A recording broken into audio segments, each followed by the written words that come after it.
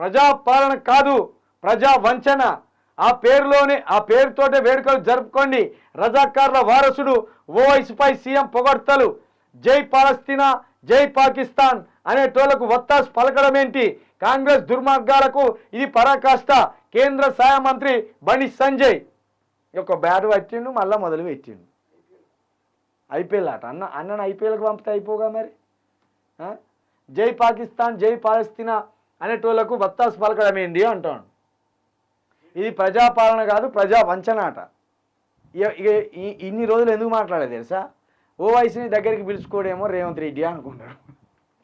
పిలుచుకుంటాడు, ఆయనకు అవసరం కాబట్టి పిలుచుకున్నాడు. ఇప్పుడు రేవంత్ రెడ్డి ఓవైసీ కలిసిలు కాబట్టి మాట అంటాడు.